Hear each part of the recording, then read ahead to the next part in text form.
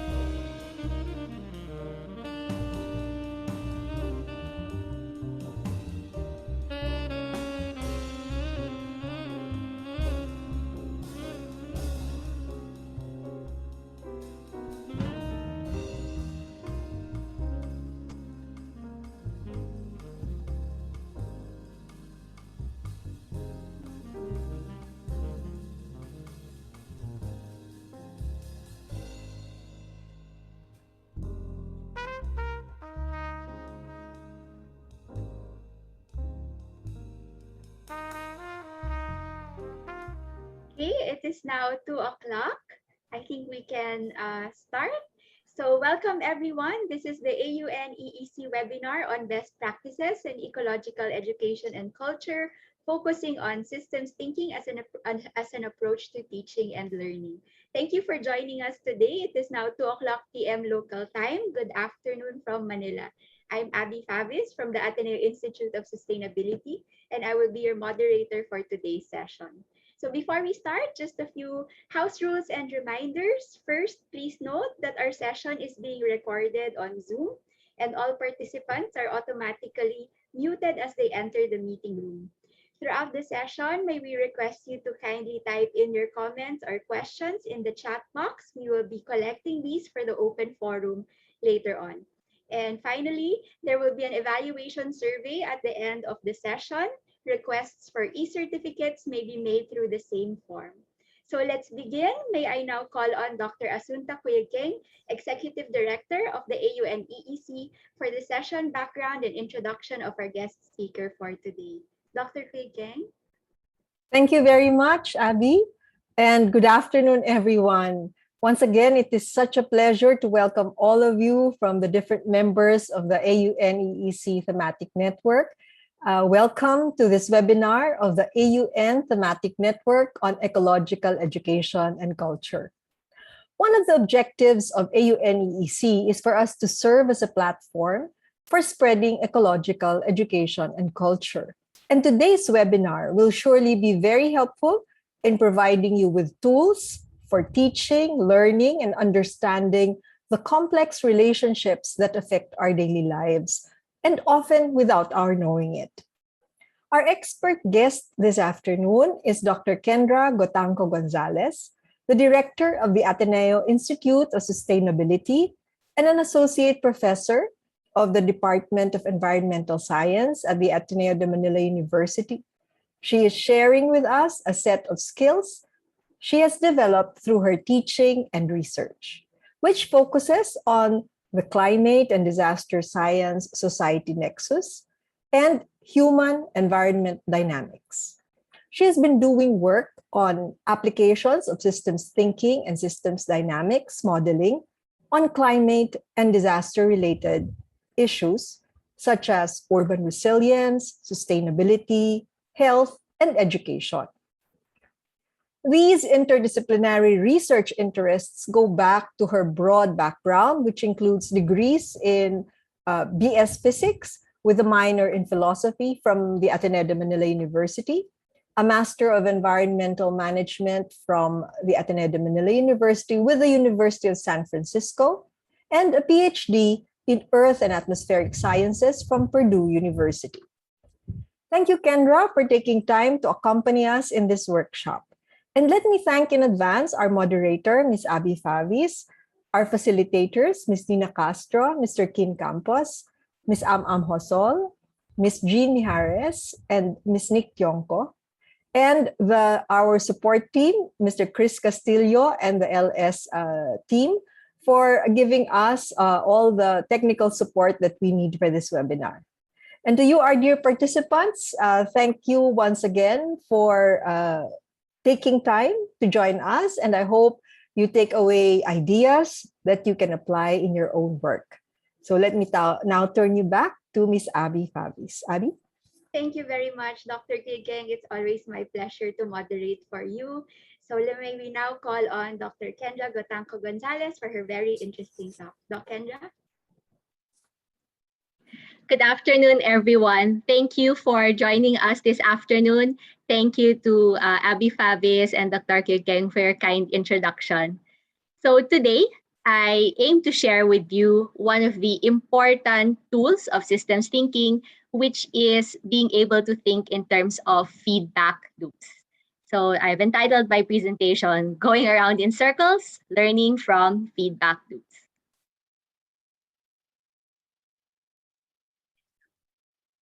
Most of us here today are probably educators or in the academe, and we know how important the feedback process is in the educational system. For example, students' performance in the classroom elicits a certain set of comments or critiques from the teacher, and it is important for the teacher to communicate those comments back to the student so that he or she can adjust their performance to create a process of continual improvement, right? So the adjusted performance elicits new feedback, which is then communicated back and so on. Now, it is when this feedback loop breaks that, ironically, we end up going around in circles. For example, the student making the same mistakes over and over again, the teacher giving the same comments, and perhaps feeling frustrated. Right? So it is when the feedback doesn't happen that we end up going in circles. Now, recognizing feedback is an important skill in systems thinking. What is feedback anyway? And how is it different simply from saying impact or reaction? A feedback loop exists when a decision, a stimulus, a perturbation changes the state of the system. It elicits a series of reactions, which ultimately go back and influence the original stimulus, decision, or change. And that influence could be to reinforce the initial decision or the initial act, or to counterbalance it. So that is how we differentiate feedback from simply saying an impact or a reaction. So I've mentioned this is an important skill in systems thinking. What is systems thinking anyway? So let's first define what a system is. We define systems in terms of their components or parts, how these parts relate to or interconnect with one another, and how they behave. What function do they serve? What purpose are they there to achieve? Now, I teach an elective in the MS Science Education program that focuses on systems thinking in STEM subjects. And we use this sort of framing to ask questions about different systems. So you can apply this in different ways. For example, in environmental science, when we talk about ecosystems, we can first ask, what are the components of the ecosystem? So you have the biotic and abiotic components. And then what are the relationships between these components? How do matter and energy cycle within the ecosystem? And then we can also ask, well, what is the function of the ecosystem anyway? It's there to support life. Another example, in biology, you can talk about the systems of the body. What are the parts of the digestive system, for example? How are they connected? How do they work together? When they're all functioning properly, what is the overall effect? What does the digestive system achieve? So in terms, we can think about it in terms of being able to metabolize the food that we take as energy for the body. But beyond the sciences, we can also use this in social systems. We can ask these questions of a community. What are the parts of a community? So who are the stakeholders? What resources do they have? How do they interact with each other? For example, what are the trust networks? What are the power dynamics? Then what is the vision of the community? What is the quality of life does it hope to achieve? What strategic directions is this city, for example, aiming to go into? Because that will affect how structures are developed, which in turn affect how the parts interact with each other. We can also apply the same kind of thinking to an organization. Who are the people in the organization? What resources do they have to work with? How do they interact with each other? And what are the goals of the organization? Are the interactions among its parts such that they are able to hit all their key result areas? So when we talk about how the parts of the system relate to each other, that particular arrangement is what we call the structure of a system. And in systems thinking, we work to understand how the structure of the system influences its behavior. Then how that behavior in turn affects and is affected by other systems around it. I know that may sound a little bit vague or abstract. What does that mean when we say structure influences behavior? May I share with you this quote from George P. Richardson? He said that, and he himself was paraphrasing another author, sometimes we might tend to think we are creatures of circumstance, but wisdom frequently suggests that circumstances that surround us are creatures we help to create. What does this mean? It's tempting to think of ourselves sometimes as victims of fate or destiny or any other circumstances beyond our control. But frequently, the conditions we find ourselves in are affected or are shaped by our own agency, our own decisions. How do we see this playing out? Here's an example from the education sector. In December 2019, Rappler came out with an analysis of why the Philippines has been doing quite poorly in international standardized assessments. And this article was referenced again in the following year when the pattern repeated itself in another set of standardized assessments. Again, we did not perform very well. It's quite an interesting article. We may ask, okay, why does this happen? Why do we score so low in these international standardized assessments? It's tempting to say, well, it's unfair to compare the Philippines with OECD countries who have more resources, who are better equipped. And to some extent, yes, that's a valid point to make. But if we stop there, if we stop at just pointing out, well, they have more resources than us, then we're doing ourselves a disservice in a sense, because there are deeper, more structural issues that determine how we are performing in the education sector. And one example given in this analysis is that a goal has been set that we need to minimize dropout rates. A perhaps unintentional effect of that goal is to incentivize mass promotions of students, even if they have not developed the required competencies, just so we can say that the goal has been met. And this reinforces poor performance in these standardized assessments.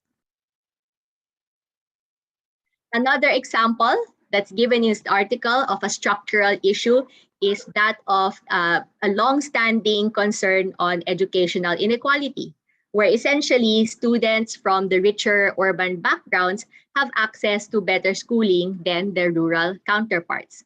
So these are structural issues that influence how we perform on these assessments that we would not see if we don't take the time to analyze and if we simply stop at saying, well, other countries have more resources than we do. Another example, why do we continue to suffer damages during typhoons despite all the advances in technology, despite advances in our understanding of the science behind these hazards? Well, we tend to label these hazards as nature's wrath, and we label these disasters as natural disasters, a mentality that implies that we see these disasters as something outside of our control. They're forces of nature. And when we have that mentality, the focus of our disaster management will tend to be on response, when the hazard hits, relief, and rehabilitation. Yes, there will be some disaster preparedness, but often it's limited to stockpiling on resources and, let's say, evacuation drills. So if we think this way, then it's a cycle that we will end up repeating. Again, going in circles. However, if we change our mentality, if we see disasters not as something natural, but as resulting from the exposure of vulnerable people and vulnerable assets to hazards, then that means we can do something about it. We can do something about that exposure. We can do something about that vulnerability. And our focus can shift to prevention and mitigation, to creating resilience and promoting sustainability. So we see in these examples how just recognizing how the structure of systems gives rise to what we observe is already a powerful paradigm shift. Now, where do the feedback loops come in? That overall behavior, that's a product of the structure of the system, is a product of feedback mechanisms in that structure. The feedback loop is actually one of the basic units of analysis and communication of system behavior.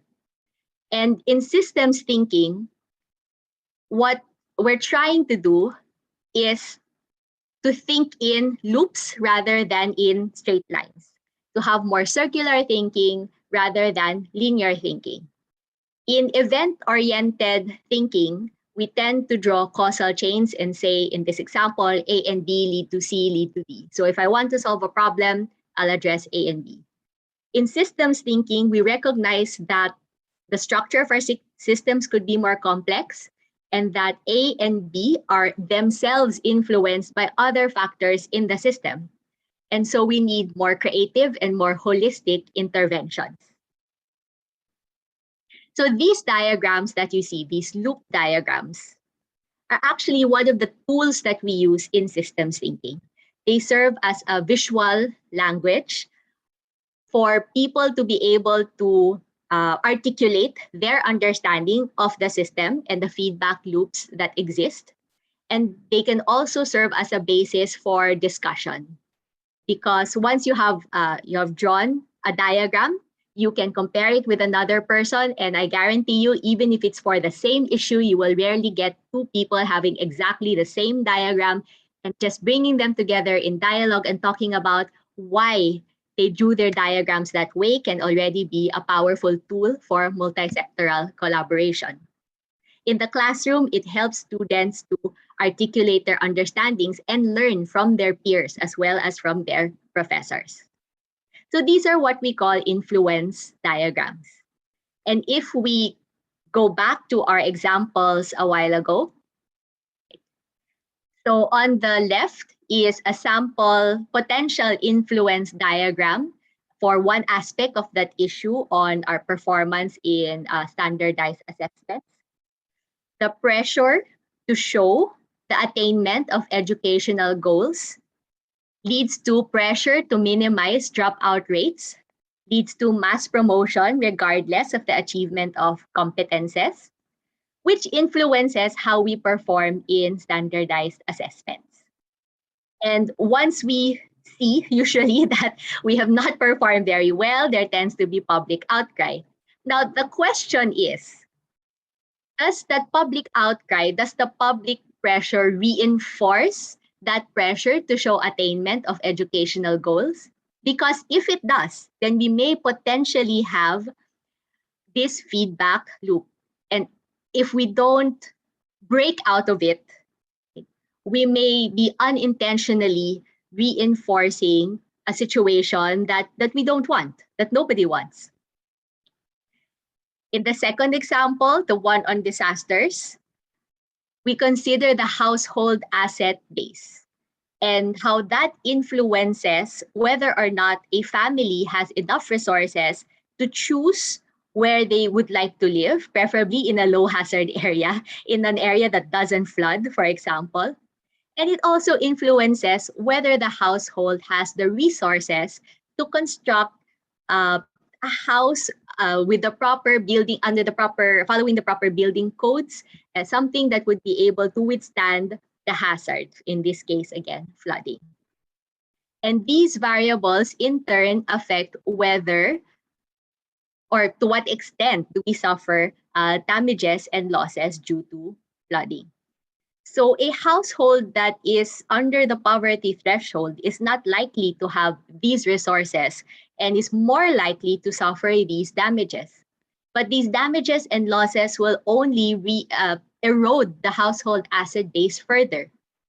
And efforts that are focused on relief, on giving aid, yes, they can be helpful, but only in the short term, because when that aid is removed, how do these households go about rebuilding their asset base?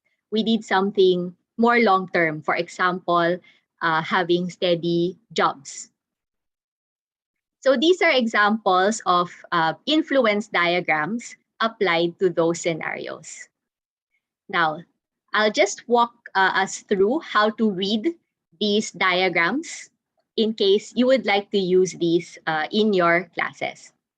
This is an example using the current event, the pandemic. Here we have the number of new COVID-19 infections, the number of people infected with COVID-19. These blocks of text are examples of the system variables. Now, the arrows that link them represent processes by which the variables affect one another.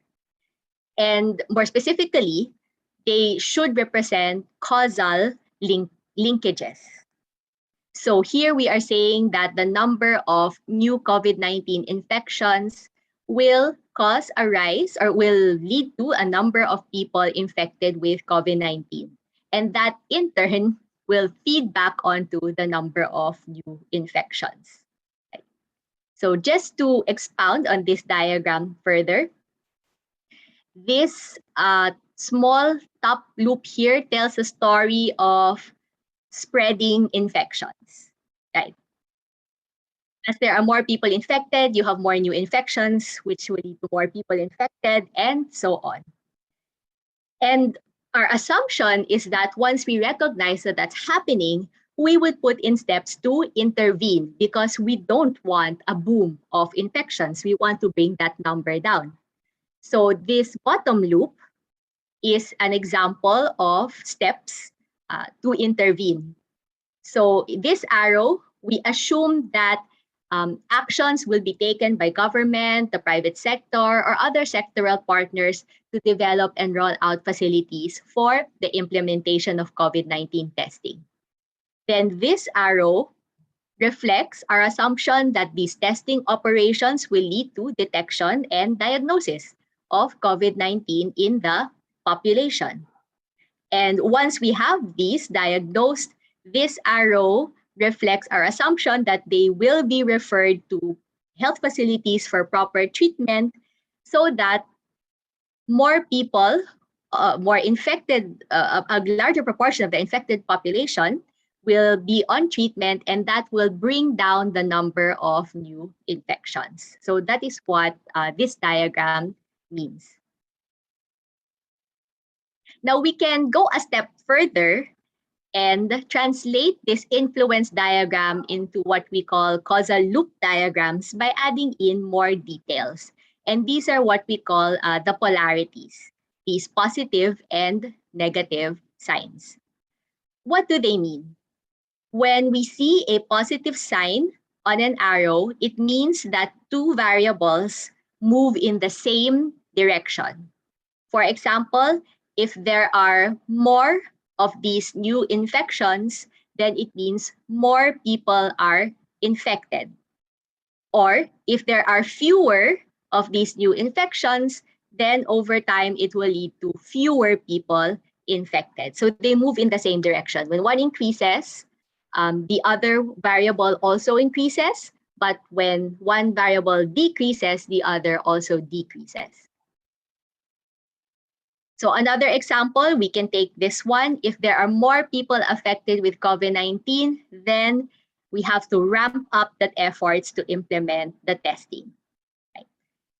Now, the other sign, the negative sign, indicates movement in opposite directions, meaning when one variable increases, the next one decreases, or vice versa. If the proportion of infected population on treatment, being given treatment, increases, then our hope anyway is that it will decrease the number of new infections. But if it's only a very small proportion of a population, the infected population that's being treated, then there might be an increase in the new infections. So they move in opposite directions. Now, you might have noticed these letters here, the R and the B. What do they mean? R indicates a reinforcing feedback loop.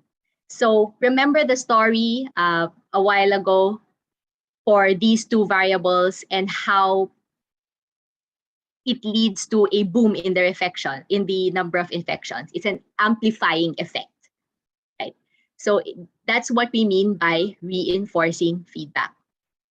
When we put in interventions because we want to regulate, we want to arrest the growth in infections and bring it back down, that's when we have a B for balancing feedback loop. So in general, what effects may these loops have? When we have a reinforcing or overall positive loop, That's a loop that amplifies or enhances the impact of a stimulus, pushing it further in the same direction of change. But when we have a balancing or overall negative loop, then it acts to negate outside perturbations. It aims to regulate the change and bring the system back to whatever its set point or equilibrium point is. Note that these words, positive and negative, they are not value judgments. Positive doesn't mean good, negative doesn't mean bad. It's all relative to whether we want the change to happen. In the previous COVID-19 infection example, we don't want change to happen because the change we're talking about is more and more infections. We don't want that to happen. So in that case, the reinforcing feedback is unhelpful, while the interventions to test and to treat, that's the balancing feedback, those are helpful. But in the case that we do want change, for example, we want people to shift to a different kind of lifestyle, a more sustainable lifestyle, then we would want to look for the reinforcing feedback. What are the things that will incentivize people, that will motivate them to shift to a different way of life? At the same time, it would also be helpful to identify what are the factors that might discourage them, that might provide that negative balancing feedback so that we can find ways to overcome those obstacles. So just a few more examples to concretize what these feedback loops mean and how they work. Here's an example from the Climate Science and Society Nexus. Economic development drives the demand for energy, which leads to more fossil fuel consumption, which fuels economic development. So the energy sector being very tightly coupled with the economic sector, and that's a reinforcing loop. But it translates into this exponential increase in global GHG emissions associated with the burning of fossil fuels. And when you have such a trend, like an exponential increase, that's usually associated with reinforcing factors. On the other hand, we see balancing feedback quite often when it comes to natural resource management and environmental quality management. In this example, the resource is the oil reserves. Our tendency is that when the resource is available, we tend to consume. But as we consume, we deplete the resource, which then leads us to realize, oh, we have to conserve. That's a balancing loop. In environmental quality management, there's a gap between current quality, for example, current water quality, current air quality, and the target quality as enshrined, let's say, in our laws and our policies. So we have to place or implement interventions to address the current conditions to close the gap, to bring the current quality closer to the target quality. And that's another example of a balancing feedback loop in play. So most systems have coupled loops. In this example, we have our basic population system where the relationship between population and births is reinforcing, but between population and deaths is balancing. But the authors have expanded this system to look at other things that affect population, such as the risks we create because of climate change, the impact of reaching environmental carrying capacity. So we have resource shortage and depletion, right? And how these things might also affect the perceived standard of living. You'll notice that these are mainly balancing loops, so things that might serve to regulate the population in some way. Here's another example, and don't be scared. I know it looks rather complex, but that's one of the advantages of getting to know and practice these systems thinking tools. We start to see the connections between sectors. This is a causal loop diagram for understanding the wicked complexity of the COVID-19 pandemic. and it links variables in the economic sector, the social sector, the health sector, and the environment sector. In the center, we have interventions, and you'll see how there are interventions that are targeting key variables in the different sectors so that we can have a holistic approach to the problem. So, how can we use these tools in teaching? I hope so far you have some ideas. I'm going to share some video clips, video segments, just to show that if this is something that you want to do in your classes, you don't need to start from scratch. There are actually many resources that are already available. For example, and I hope you hear this video. Please let me know if you don't.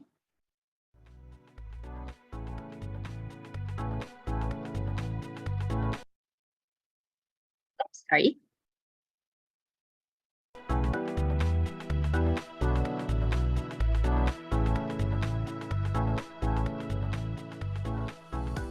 Systems thinking means understanding how systems are interconnected, as well as understanding the dynamics within systems. A system is a configuration of parts connected and joined together by a web of relationships or networks. Systems thinking is nonlinear. This means that in systems, cause and effect are not necessarily linked or connected with simple step-by-step chains.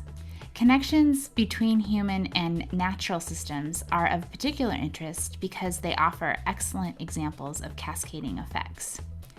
Cascading effects means that what might seem to be a simple outcome of a given system can actually have a series of effects on other interconnected systems. People are not particularly well equipped for systems thinking. It's much easier to understand and interact with simple, linear cause and effect chains. The more complex the system dynamics, the more difficult it is to know how decisions will play out. For example, in the book Fooled by Randomness, Nassim Taleb makes clear that the most dramatic successes in financial markets are actually random. The global financial system is too complex to predict, and the recent financial crisis revealed that overconfidence in financial predictions can be disastrous. Systems thinking does not claim complete knowledge. Rather, systems thinking is about assessing the degree of system complexity, analyzing system dynamics, and making decisions that reduce the risk of negative outcomes. As a teacher, to support systems thinking in the classroom, you will want to help students explore how things might change under different circumstances. You will want to encourage students to look at possible associations and connections beyond what is specifically being studied.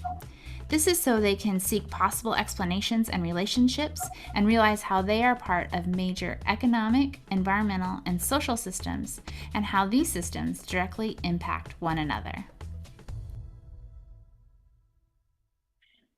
So in this video, we have general insights, general suggestions for how we can utilize systems thinking in our schools. And one way is just to be able to have our students see the connections between the different subjects that they're taking up. I mean, how often have we heard the complaint that, they're taking up so many things and they don't see how it's relevant to their lives, how their courses connect with each other. And systems thinking, being able to draw those diagrams and connect these different courses, these different topics, might already be a valuable way to make our education more integrated, more holistic. Now, I'm going to show specific examples for how you can use the concept of feedback in your different topics. So this next one, is for, this next one is an environmental science example.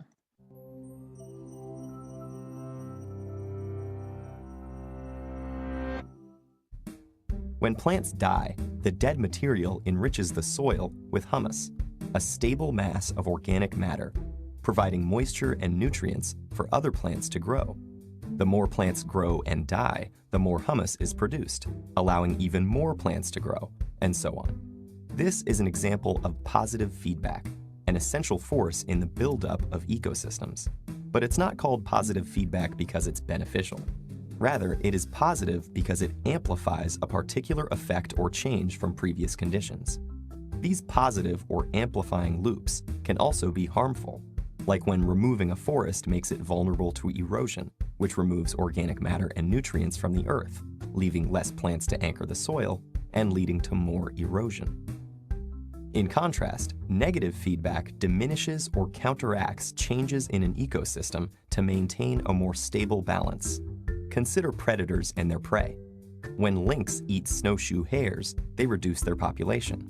But this drop in the lynx's food source will soon cause their own population to decline, reducing the predation rate and allowing the hare population to increase again. The ongoing cycle creates an up and down wave-like pattern, maintaining a long-term equilibrium and allowing a food chain to persist over time. Feedback processes might seem counterintuitive because many of us are used to more predictable linear scenarios of cause and effect. For instance, it seems simple enough that spraying pesticides would help plants grow by killing pest insects, but it may trigger a host of other unexpected reactions. For example, if spraying pushes down the insect population, its predators will have less food. As their population dips, the reduced predation would allow the insect population to rise, counteracting the effects of our pesticides. Note that each feedback is the product of the lynx. Now, it's actually a much longer video, but since we have limited time, I share the links on screen should you like to check them out. But what I like about this video is that it leads us to question the usual solutions that we have for environmental management, because sometimes in the process of trying to address a problem symptom, we end up making the problem worse, as in the example here when it comes to spraying pesticide.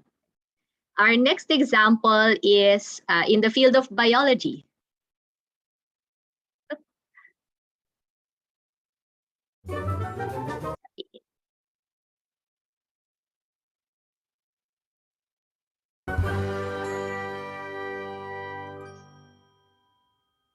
Very hot, like being outside in the Texas summer heat.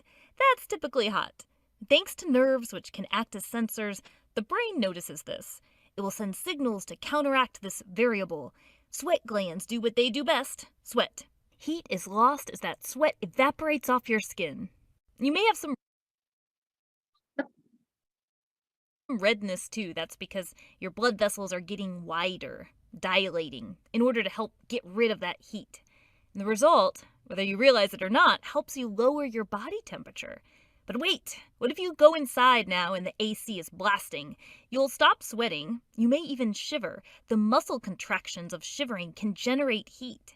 And those blood vessels will now decrease in diameter size, constrict, to help you conserve the heat, because that makes it harder for the heat to escape. Your body temperature can increase then. This is negative feedback.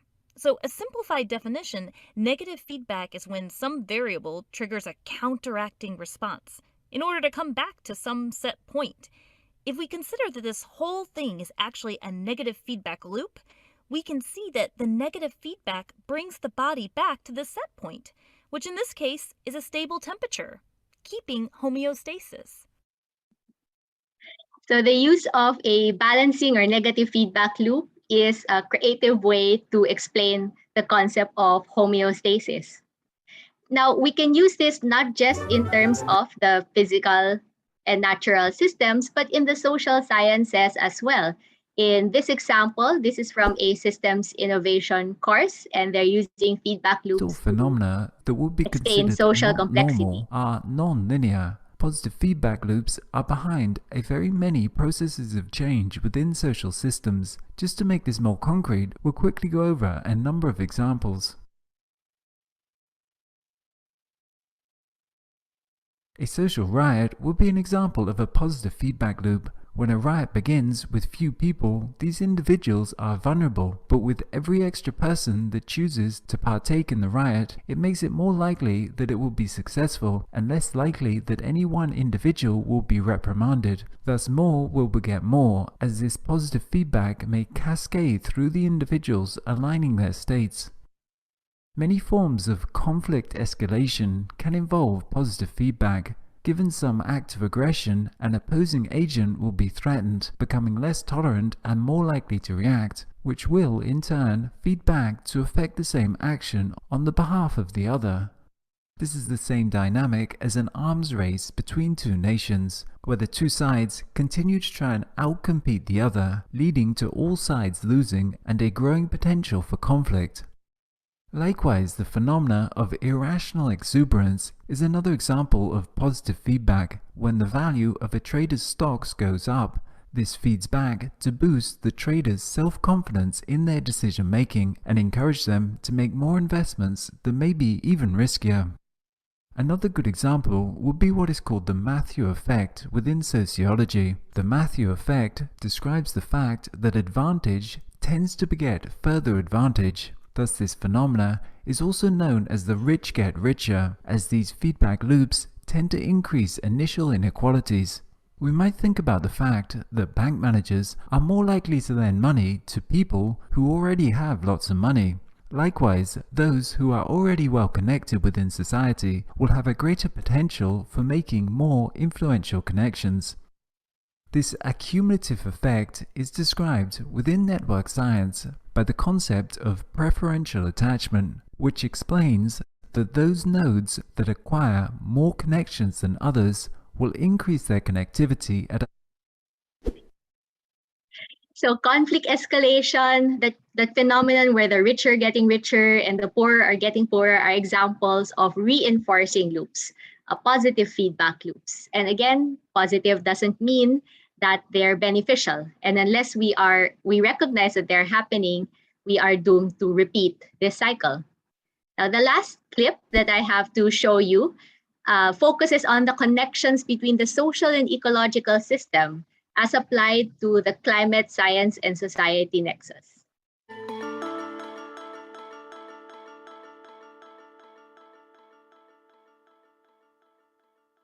There it is, greenhouse gas emissions.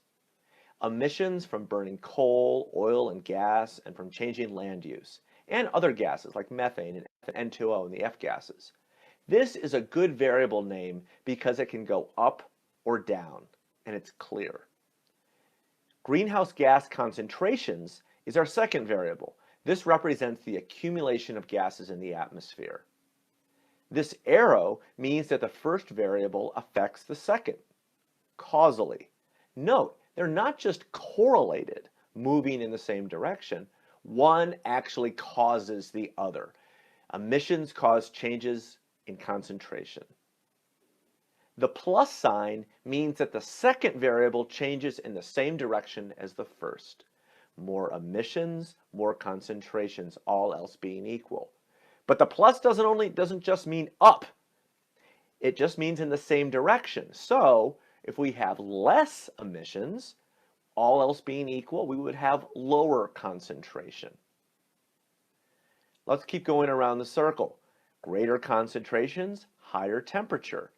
Then, more heat added to the global system, we have more negative impacts. Droughts, extreme weather events, sea level rise, impacts on health, poverty. More negative impacts leads over time to concern about impacts amongst the people around the world through education, campaigns, and just observing what's going on. More concern leads to actions to reduce emissions, legislation, treaties, business policy, personal action, civil society campaigns. More actions, if they work, reduce emissions. Here we have a minus or negative sign. This means the second variable moves in the opposite direction as the first. There we go. That closes our first feedback loop. The emissions at one point in time affects the emissions in a future point. Now we can test it to see what kind of loop it is. We test the system. Imagine that emissions go up in 1 year. How does this play out around the loop? More concentrations, higher temperature, more impacts, more concern, more actions, and the actions lead to less emissions. If it starts out going up and it comes back around the loop going down, it has a balancing effect. It's a balancing loop. See how emissions started out going one direction and came back going the other?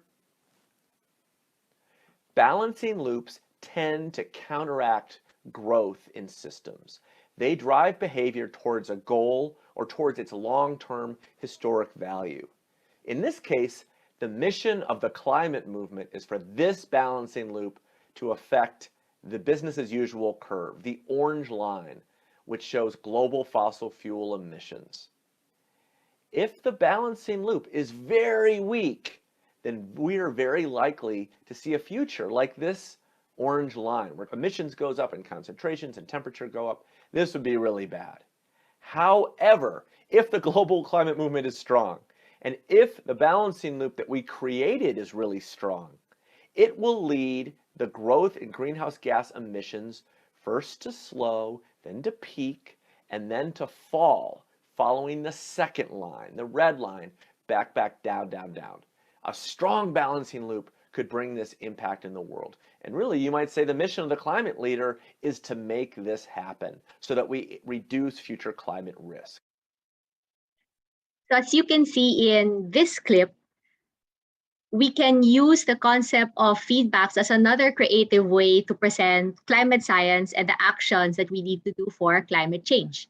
The climate system is full of feedback loops. There are reinforcing loops such as the ice albedo feedback, and there are balancing loops such as the carbon sequestration feedback. And the actions that we also choose to take will affect the trajectory of the climate system. So I know that climate change is quite a popular topic, has already been discussed in different venues and is required in our curriculum. And I think that this provides a new mental model, a new perspective to see the issue, and maybe we can come up with more holistic solutions. Oops. So just a few insights. Usually when we say going around in circles, we mean it in a bad way, right? It means we're stuck in a rut in the same cycle. Now, when we go through these causal loop diagrams, it seems that literally we're going around in circles, but I think it's when we don't realize that there are these feedback loops in play that we do get stuck in a rut. So recognizing feedback loops can be very helpful in terms of understanding behaviors and trends, understanding, for example, why things keep recurring. Why do we have to keep dredging the Pasig River, for example? Why does heavy traffic seem to assert itself even if we widen roads, even if we build? Why are there these recurring patterns, and can we diagnose how to break out of these patterns if they are unproductive and if we see them as not beneficial? And at the same time, what are the changes that we would like to see, and how can we reinforce them? And diagramming things in a feedback loop helps bring a different clarity to the situation. Now, if we think about this specifically in the context of an ecological education, the exercise of creating these diagrams helps students discern connections in socio-ecological systems. And it reinforces that sense that nothing is really happening in silos. Everything is interconnected, one of the basic principles of ecology. And this will help us realize and articulate what the broader impacts are of our decisions, of our lifestyle choices. This will allow us in turn to reflect on what behaviors we would like to reinforce and how, and also what behaviors we would like to regulate or maybe even stop, and how we can do that. We can also see the value of systems thinking and diagramming feedback loops in terms of the contributions to 21st century skills that we expect our students to develop. So when we talk about 21st century skills, it's no longer just about foundational literacies, but also about competencies such as critical thinking, creativity, communication, and collaboration. And it's also about developing character qualities like curiosity, grit, leadership, having a sociocultural awareness. And these are skills that can be enhanced when we go through the exercise of diagramming feedback loops. The basic literacies, being able to research and understand issues, that's the foundation for being able to translate them into diagrams. And then that exercise of translating these issues into diagrams, of trying to discern the cause and effect relationships, of evaluating the scope of the issue being modeled and what the key leverage points are, so places in the system where you can intervene and make a difference, that requires critical thinking. Diagramming can also help with communication and collaboration. There have been protocols developed, such as collaborative conceptual modeling by Newell and Proust. It is a set of steps that involve, for example, having individuals first start out diagramming their understanding of an issue, right? Diagramming what they see are the stories, and then sharing these diagrams with a partner, having them ask each other, can I see how you think? And in that process of explaining to the other person and the other person listening with an open mind, right, they develop that communication skill and hopefully develop a deeper understanding of the issue and how there can be different perspectives, as often is the case with complex issues. So just that exercise of pair blending is what we call it, getting two people with different diagrams to come together and reconcile them into one diagram. That exercise is very simple, but it can really help foster communication and collaboration. We can also argue that these skills for diagramming can help with creativity, can help enhance social and cultural awareness, especially when you see the bigger picture, can help develop persistence and grit because they're not easy. They're not easy to do. And I myself have had to go back to the diagrams I've made and keep on refining them, trying to make them more elegant and more clear. And comparing them against data, for example, against research to see if what I've drawn is really reflected in the data, in the research. And that can be the starting point to encourage your students to explore more, explore their bigger system, be curious, right? Take the initiative and see what else can be done. So I think at this point, before we go on to the demonstration part of this webinar, I can pause to take some questions and maybe have a brief discussion. Thank you very much, Doc Kendra, for that very interesting dive into feedback loops and systems thinking. Indeed, these are very useful tools for us to make sense of complex and interconnected environmental and ecological issues. And the use of the feedback loops are very exciting. You know, there's so many opportunities for creative teaching and learning. So thank you very much, Doc Kendra. And we're happy to see that there have been several questions sent in through the chat. But to everyone, please feel free to continue sending in your questions as the discussion flows. So our first question comes from Edward Landoy, and he asks, how is systems thinking different from the whole school approach? And for clarification, he is referring to the whole school approach as an approach in improving school practices that encourages the active participation of different stakeholders, because he encountered a paper that says that the whole school approach is an offshoot of systems thinking. Thank you for that question. I think in the Ateneo, our term is whole of university approach. And yes, you are right that they're not different. Systems thinking is a tool that you can use in order to promote a whole school approach. For example, within a university, there are different sectors, right? The students, faculty, the administrators, and it's expected that they might all have different perspectives, priorities on issues.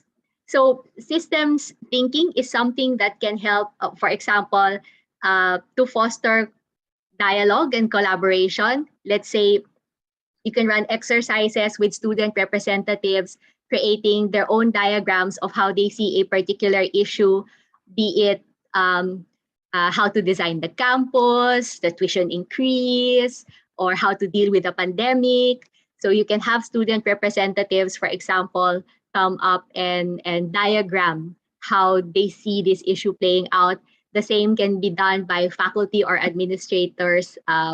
And then the idea is for everyone to share. This is our view. This is our mental model of the situation, and that can be your springboard for dialogue between these different sectors.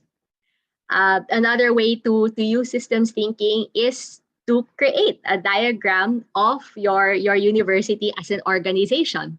So we can apply the basic questions for systems. Who are the stakeholders? What are their resources? How do they relate to each other?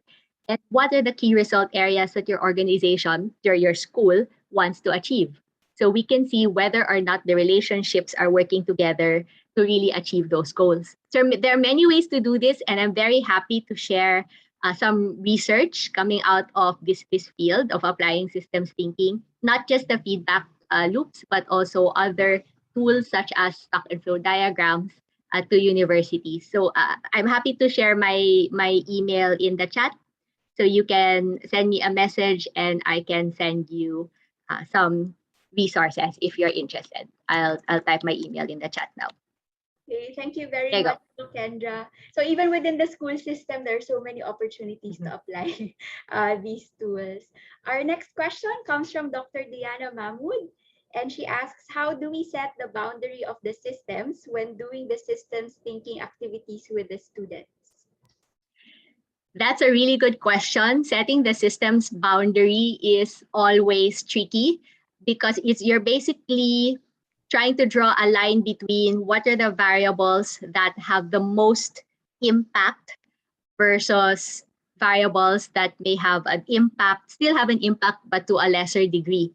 One of the tricks that I learned from other experts when I myself was going through this training, one of the tricks that I learned was to set a limit to the number of variables. For example, if you tell your students, okay, I'd like you to draw a diagram about the, well, in the Philippines, I'm not sure if you've heard of Boracay Island and how it's a very popular tourism spot, which we had to close for a while because of water quality issues, among other things.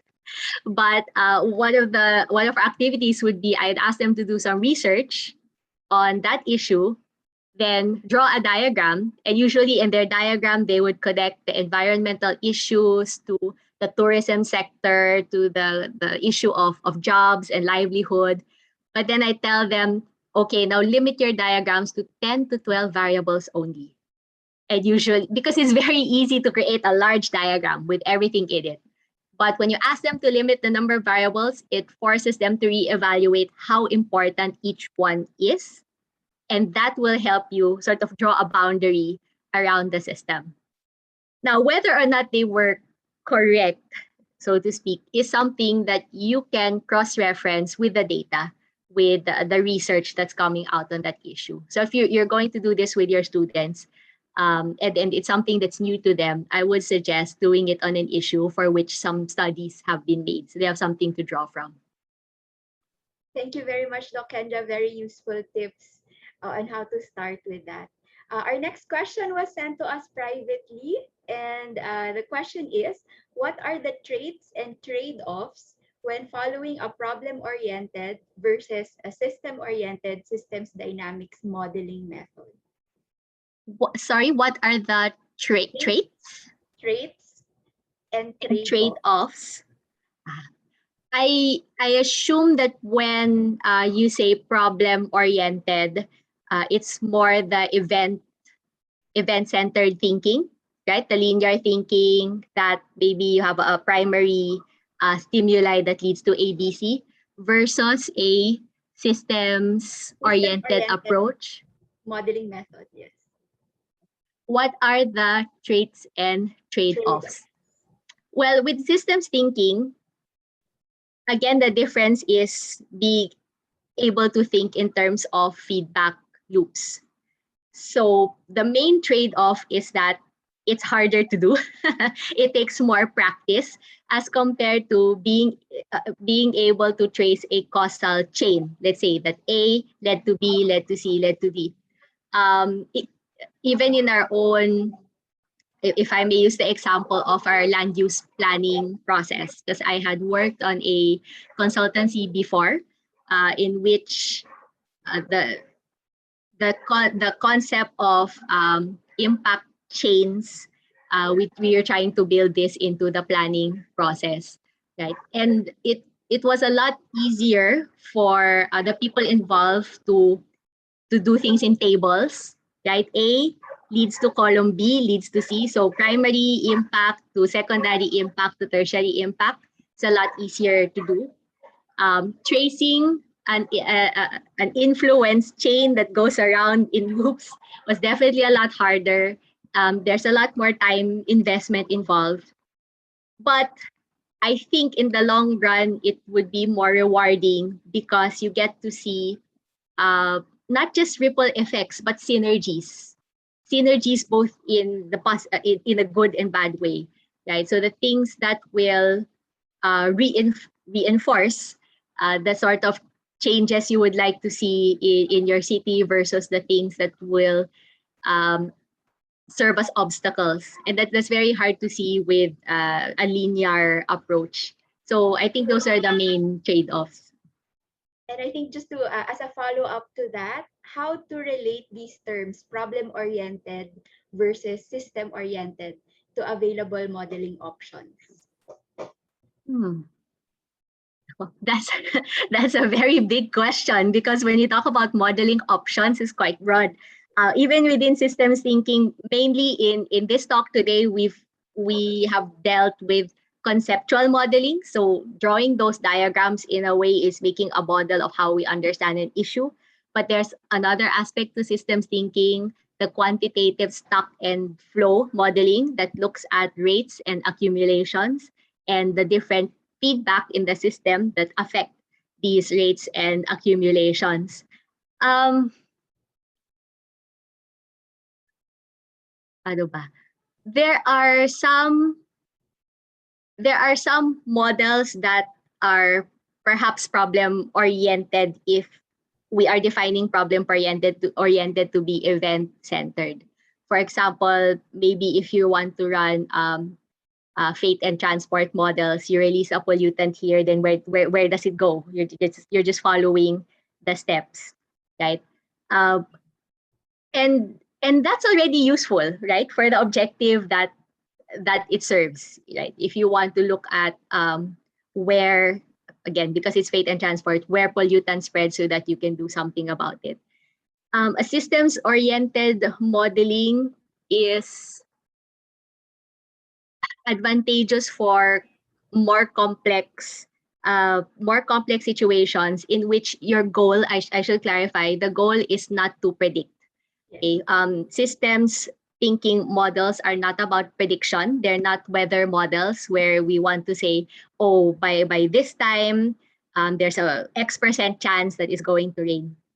Systems thinking models are there for understanding, right? For being able to diagnose why are there patterns that are happening this way, and then what we can do about it.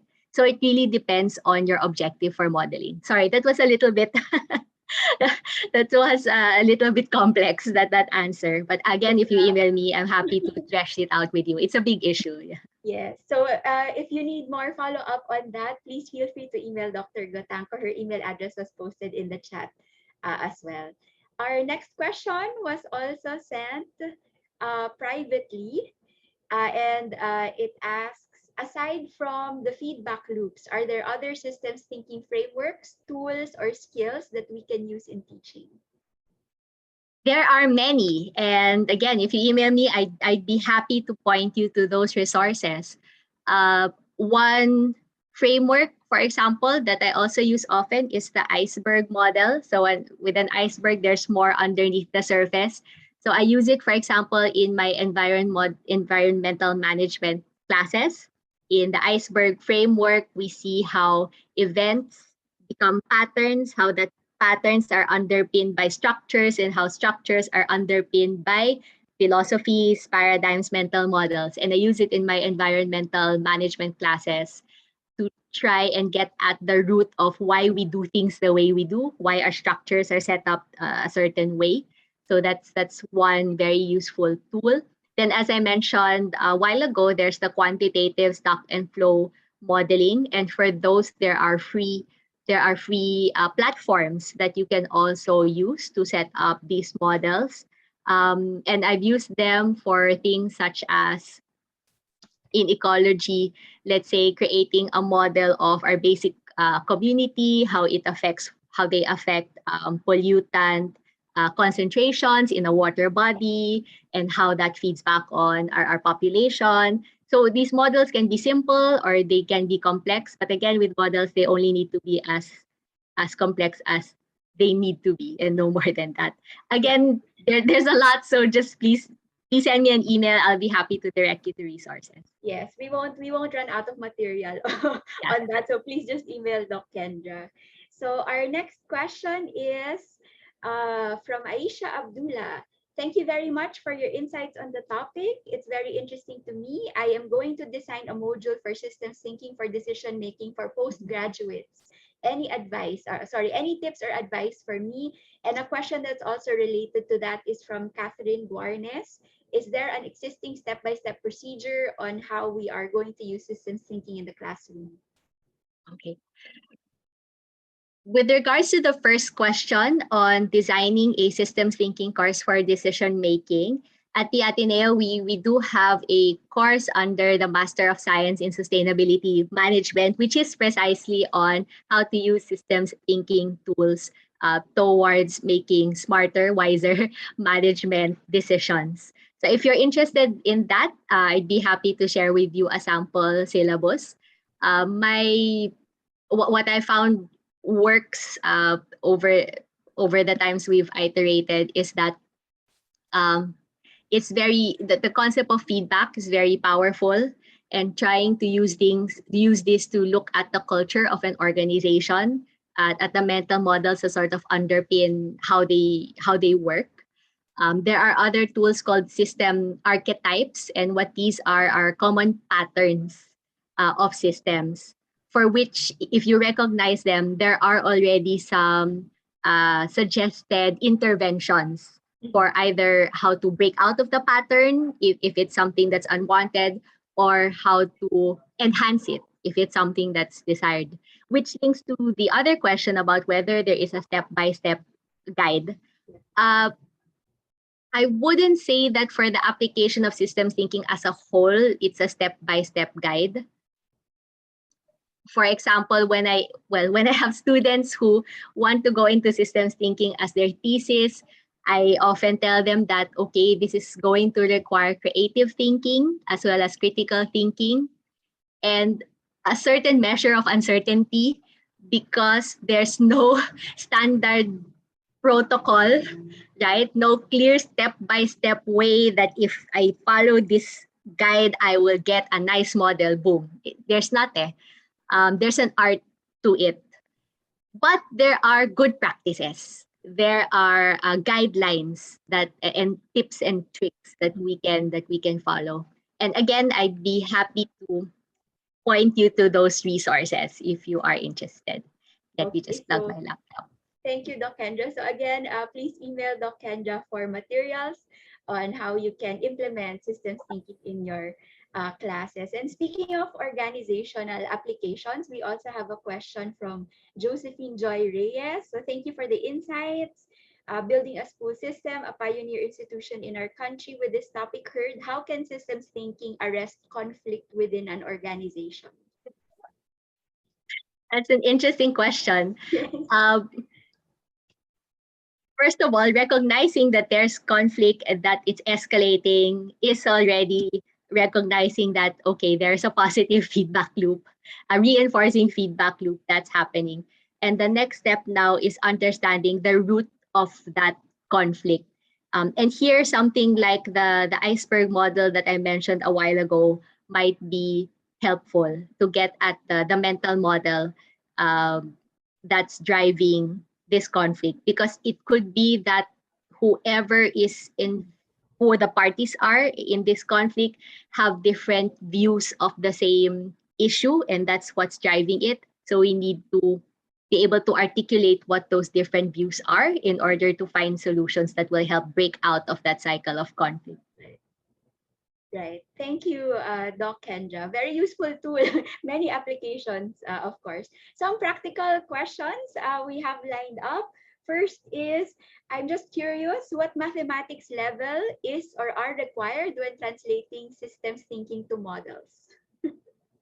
For Very the fun. stock and flow, yeah, for the quantitative stock and flow, it helps to have a little bit background of calculus about differentiation and integration, just to understand how the model works. Okay, not because you yourself will be inputting differential equations, though, but just to understand how the model works.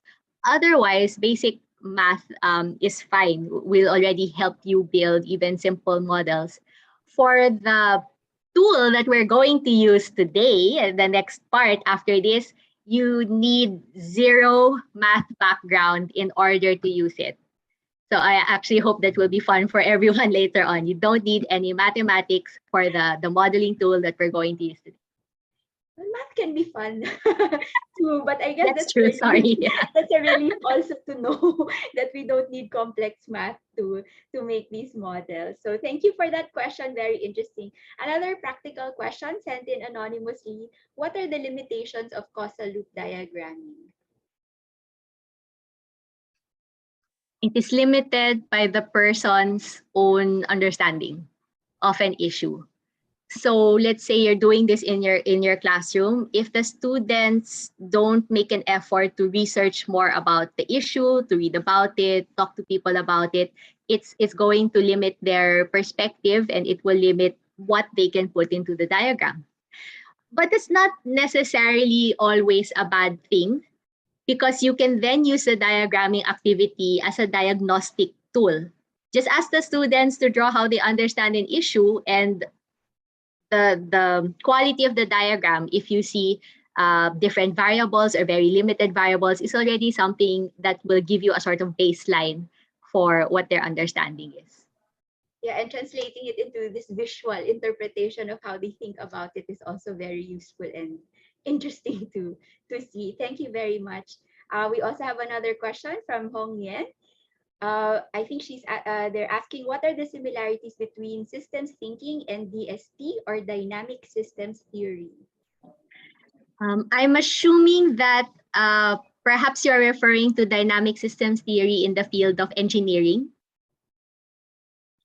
Uh,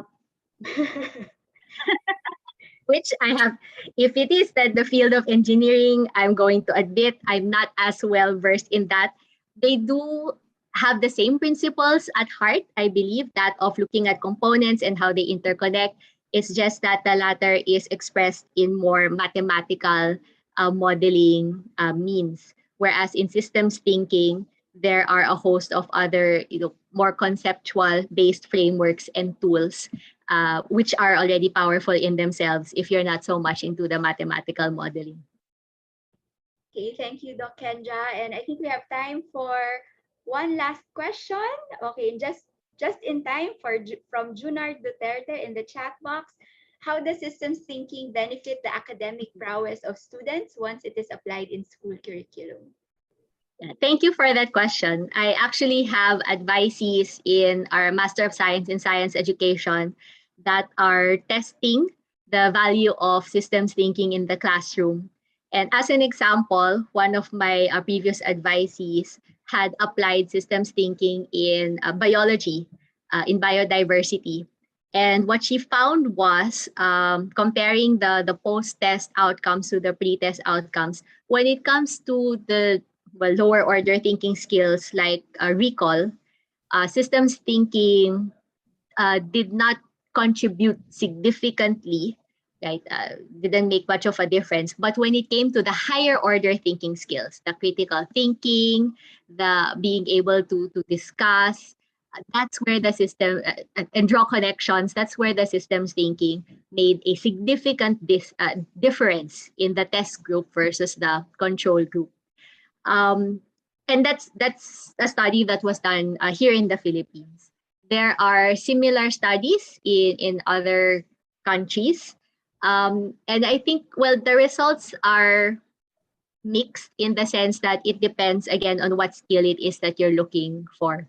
So like the study that we had here, again, if it's memorization or recall, that's not the strength of systems thinking. But in terms of, yes, interconnections, communication, being able to elaborate, let's say, on cause and effect, that's where it can make a difference. So it's the processing of the, Mhm. ano, we'll see it in the processing and how the Yes. students digest all of this information and make the connection. So thank you very much, Doc Kendra. And thank you everyone for all those exciting questions. That's all we have time, unfortunately, for the open forum. But as Dr. Kendra volunteered, you may approach her using via email if you have any further questions or requests for material. So thank you, Doc Kendra, for that very generous offer. So now we move on to the exciting part also of our session today, which are the demo sessions. So we've prepared some breakout rooms for you where we can demonstrate the applications of feedback loops in some topics. So we'll be guided by our colleagues from the Loyola schools to talk about applications of feedback loops in basic ecology. So that's with Ms. Janina Castro, green spaces with Mr. Kin Campos, depression and anxiety with Ms. Jairus Hosol, public mass transportation with Ms. Jean Mijares, and traffic and obesity with Ms. Monique Tionco. So we request each group when we break out to assign a reporter to share their insights about the experience in your Yeah. breakout. Just a very short sharing, maybe 1 minute sharing of your experience. So our tech team will now send you to the breakout room. Sorry, before Sorry, we go, Dr. Kendra sorry. has, Dr. Yeah, Kendra has before we go, yes, I just want to give you a preview of what it is that you'll be doing in the breakout rooms. So you'll be using a free online platform called Loopy, where you can draw causal loop diagrams in a very simple, intuitive interface and simulate them, right? Actually play with them and simulate them. So you will see how the processes move through the diagrams and how they affect the variables. So as I mentioned, it's very easy to use. You literally, let me skip forward, you literally draw the diagrams yourselves with a pencil, right? And give names to your variables and connect them, and you can specify the type of connection, the polarity of the connections, if they're positive or negative. Now, there are a lot of us. So what we've done is that in each of the breakout room, there's a facilitator who has access to the model. And he or she will be taking suggestions from the group as to how you want to play with your sample models. So for example, the first one on basic ecology is inspired by this article, what happened when there was an attempt to control invasive species on this island, right? So we hunted the feral cats, but then that made the rabbit population run wild, and it denuded the vegetation on that island. So some of the things you can try in this model, just add, you can try adding more species, other prey for or predators for the feral cats, predators for the rabbits, or species that rely on the vegetation, or even add more human interaction. So what if on top of hunting the feral cats, we also hunt the rabbits? What will happen? Demo 2 is inspired by this causal loop diagram by Proust and Newell on green spaces, though I have simplified it to look at the area of urban green space. And what happens if we initially nudge that area dedicated to green spaces upwards, meaning increase it, compared to what happens if we nudge it downwards, meaning to decrease it. And I cite here a study by Dr. Gil Keng and Ms. Fabis on how contact with nature is a determinant of forming environmentally responsible behavior. And that's something that you might actually see in this model in a simple way. Demo 3 on mass transport and air quality is also the beginnings of what could potentially be a more complex model. In this sample, we have on one hand the demand for mass transport, how that affects the number of people using it, and then how that in turn affects air quality and traffic. So you can add more to this. So what happens with the vehicle emissions and traffic, you can see what other factors might be connected to that, and what are the other drivers or determinants of whether or not people decide to take mass transport. In the Philippines, car financing schemes are so uh, popular, right? Just a small down payment, you can own a car. How does something like that affect the system, for example? Demo 4 is also on traffic, but related to obesity. Also inspired by this diagram from a publication of Newell and Proust. So it's a simplified form in your breakout room. So it's basically connecting the time you spent commuting to the extent of the obesity problem. So here you might take a look at what are the roles of urban sprawl, for example, and traffic in this system versus the common things that we might think of that drives obesity and how we would address it, like dieting or surgery. See if there are connections among the variables already here. Like if you have a preference for exercise, how does that affect transport options and therefore traffic? So many things you can do here. Then the last is based on an existing example in Loopy, but I just modified it slightly to introduce the context of the pandemic. So you can have a test on how the pandemic affects our ability to do things. Try putting in more connections between the variables in depression and anxiety. And if you'd like, you can even try to make your own model of mental health. Right. So those are the 5 breakout rooms. And I think our tech team will be dividing us among them.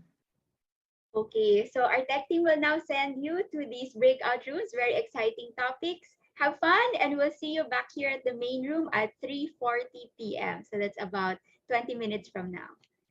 So have fun, everyone.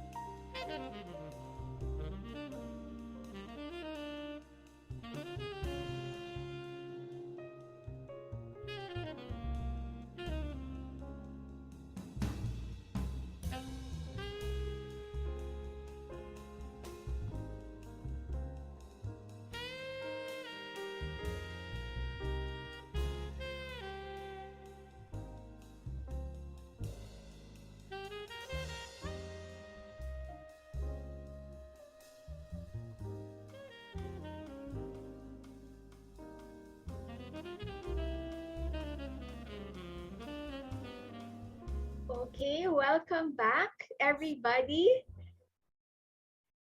Let's just give a few more seconds for other people to join us back here in the main meeting room.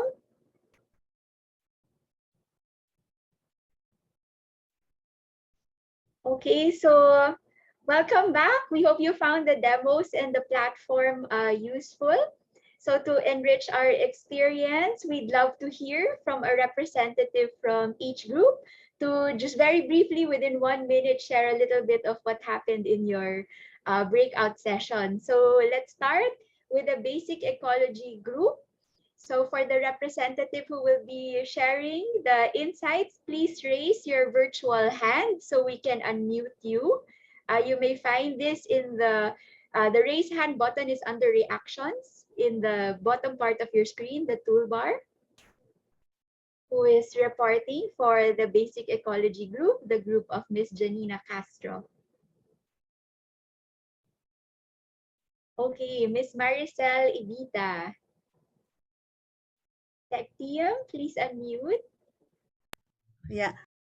Hi, ma'am. Good afternoon. Yeah. Hi. Good afternoon. Thank you so much for the very interesting presentation on systems thinking, and also for sharing with us a new resource on Loopy as well.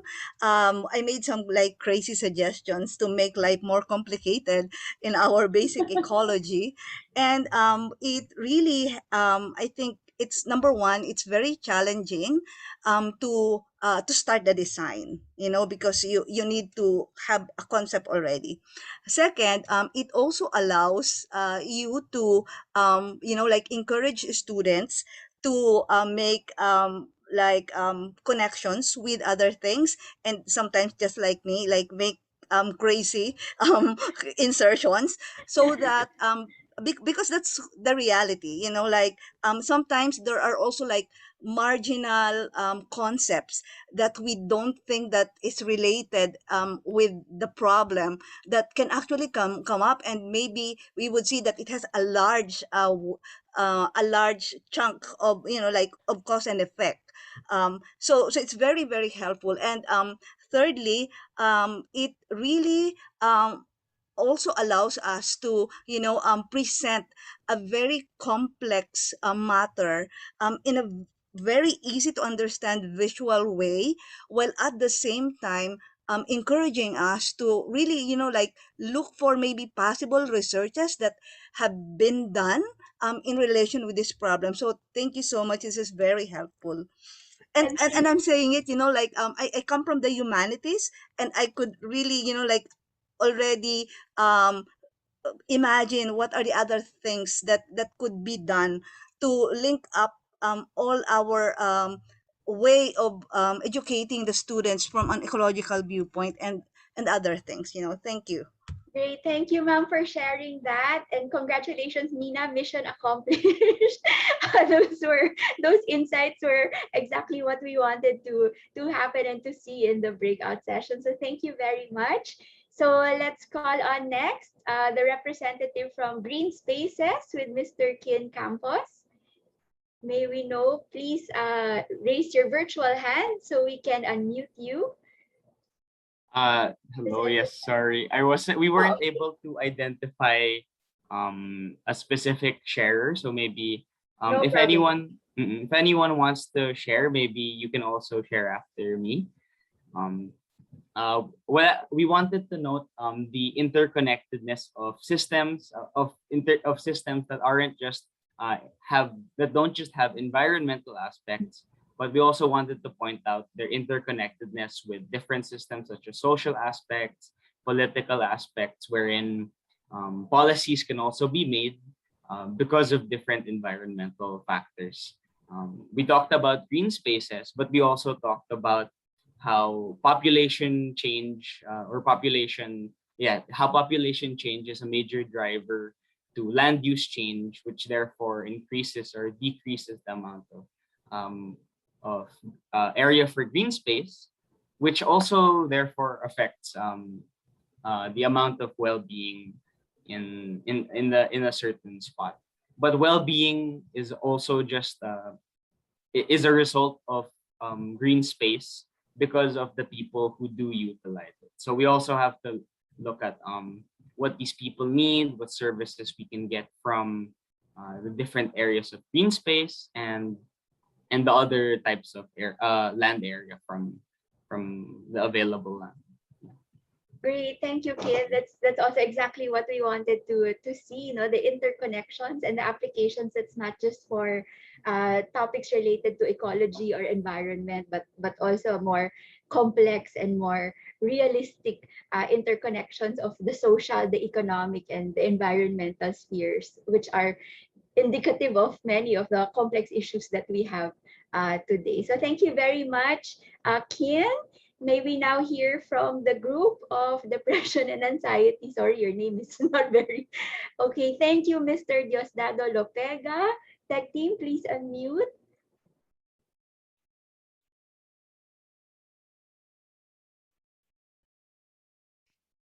Hello, can you hear me? Yes, sir, we can hear you loud and clear. Okay. Thank you for this. This is very insightful. I wasn't able to start the main presentation a while ago, but then I was just thinking that this webinar was something like all about ecology. But then as the webinar progresses, I noticed, correct me if I'm wrong, that we can also use this to other disciplines like political science or humanities, as the previous speaker said. Am I right to assume this like this? Yes, there are many Okay. applications. Yeah. So okay. So I will find this very interesting because I can use this in my teaching, for example. And I attended the green spaces a while ago, and I was able to connect. Population, for example, will influence the number of green spaces, because when population increase, of course, there could be some policies that will be implemented by government regarding the control of green spaces because of the growing population in the community. So there is that interconnectedness that I noticed, which is very much useful in understanding other areas, not only ecology, but governance, politics, policy making, all these things. So that's all that I want to say. Thank you so much. Thank you. We're happy to know that you see also the different applications and that there's so many topics and so many different issues that we can apply these tools for. Great. So for the group of Miss Hosol, will there be a reporter to share? We didn't actually get to assign a reporter as well, but Sure. to anyone who was a part of the group, you can raise your hand to share what your experience was. Anybody would like to share? Perhaps Aisha, would you like to share your experience with our mapping of anxiety and depression? There, Aisha. Tech team, please unmute. Miss Aisha. Hi, Abby. Right, we met again. Yes. Hello. Okay. Sorry, I cannot open my. Something happened to my camera. No worries. No worries. All right. So basically, it is a very interesting tool. All right. Eager to use it in the class, but like what our speaker has mentioned just now, Dr. Kendra. Yeah, we need to have at least some background of the topic so that we can draw the diagram properly. If that is very important. We have to make sure that students do the research and do some background research before drawing the diagram. Otherwise, it will sort of mess up and we get lost along the way. So that I think that is my take home message for that look. Yes, thank you. Yeah, thank you very much. Thank you very much. That's a very good point. You raise a very good point. Of course, we need the basis to create all of our diagrams and all of these relationships. So it's also very important to start with information, to start with the research first, and to have an understanding, a preliminary understanding of an issue. And then very exciting to see, to test if your understanding is correct or is already complete when you draw your feedback loops as well. So thank you very much for that, Aisha. No worries. Next, may we hear from the group of Public Mass Transportation with Miss Jean Mijares. Hello, yes, everyone. Hi, Jean. Would anyone from our group like to share, or I can share on behalf? So what we've been doing in Loopy, we explored other features. So not just running the Loopy to see how the variables increase or decrease, but we also tried to check what happens if we make it stronger. So by adding more arrows. And then we also talked about how the delays. So Loopy is able to reflect delays in the reaction between two variables as well. So one thing that we did, we changed the relationship between air quality and the number of people using mass transport. So initially it was a negative relationship, so that when air quality is better, then less people will be using mass transport. Then we changed that to positive relationship. So it was very funny because later on, no one was already using public transport. We initially increased the number of people using mass transport, and the relationship between those people using mass transport is of course negative with the number of vehicles on the road. So that also translates to number of vehicular emissions. So later on in the process, the air quality decreased significantly, so that no one was already riding mass transport. And that was funny. We tried to also relate it to to the actual experience of people on the road, to commuters, for example. And we think, okay, fine, let's just use our car so that we don't get exposed to poor air quality. So maybe that's something that we can do when we make causal loop diagrams, to also think of actual experiences on the ground. Yeah, thank you, Jean. That's also a very good point. We can relate it to our own personal experience, and don't be afraid to play around with the different variables. There's so many creative opportunities for these platforms and to make your diagrams as well. So thank you, Jean, for sharing that. And last but not least, the group on traffic and obesity with Ms. Nick Yongko. Would anyone want to share? Nick, were you able to assign? We weren't able to assign or identify a reporter as well. But Sorry. if anyone would like to share, then please feel free to raise your hand. Oh, here, I think, yes. Oops, it disappeared. Was that a mistake, Mr. Nelson Garcia? Did I read that name correctly? I think someone messaged in the chat. So yeah, I can read in the chat, although this is group 4. Unmute. Unmute. Okay. There's a request to unmute from Mr. Nelson Garcia, tech team. Okay, thank you very much. While Ms. Tionko was doing the loop, I was also experimenting my loop, and I find it interesting. So, and we talk about the variables and those things. And my reflection is, so there's a new way of doing things, presenting new concepts. And what I like about systems thinking for this exercise is, you start first with what do you think, then later you refine the idea, and who knows, you do the modeling and you do the verification if your insight or idea is correct. That's all. Thank you.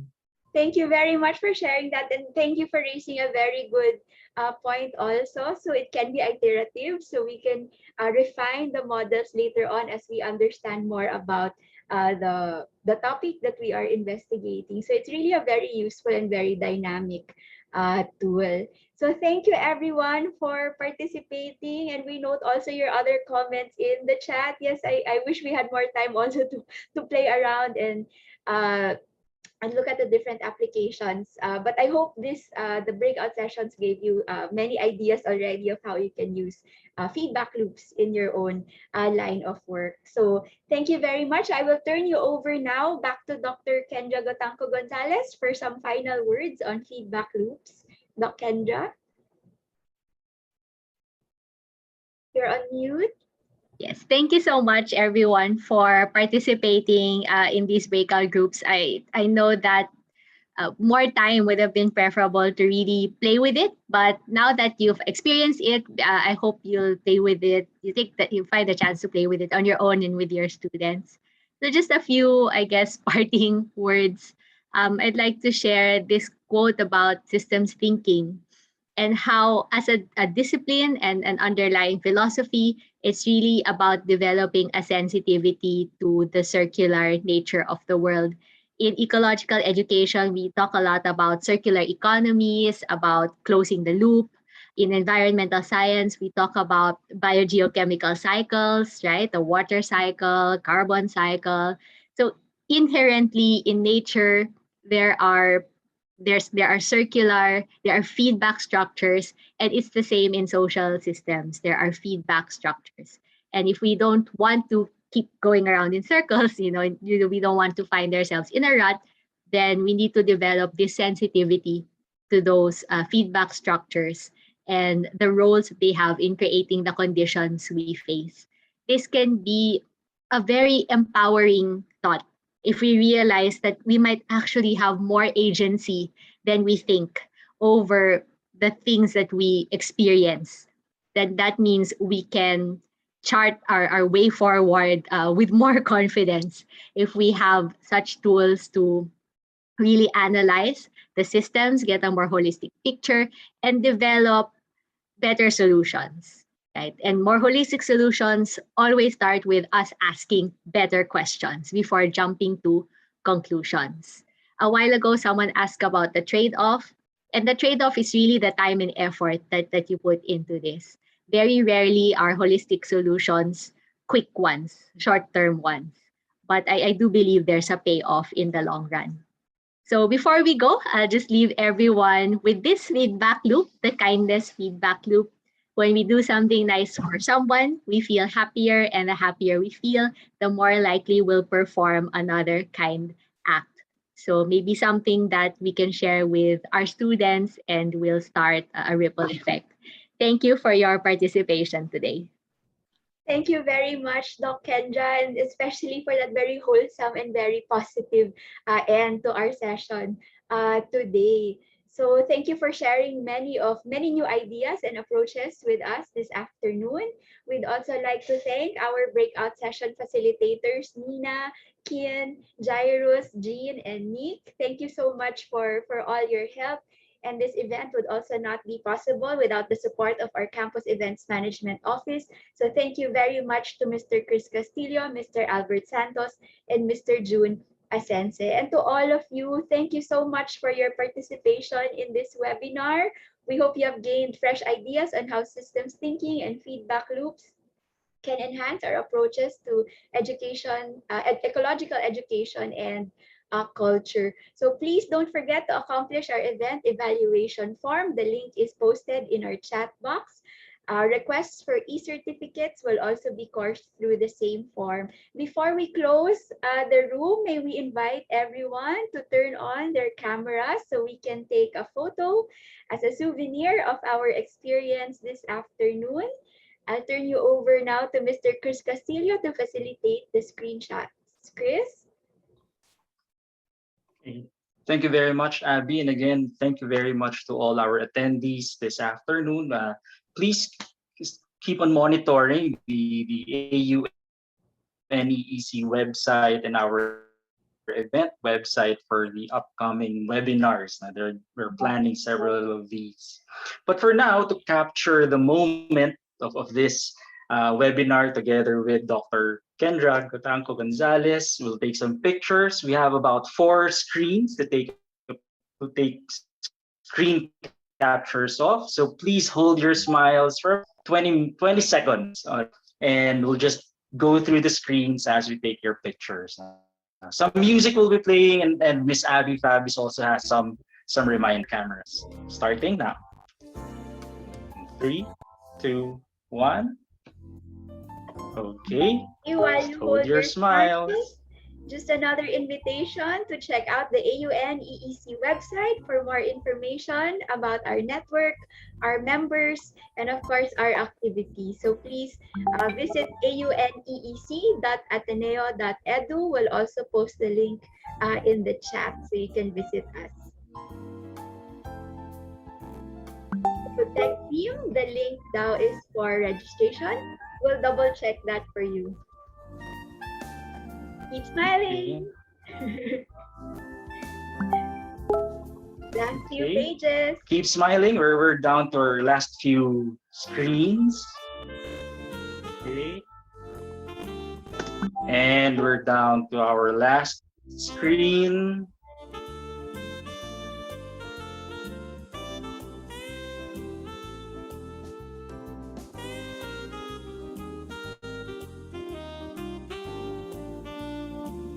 Okay.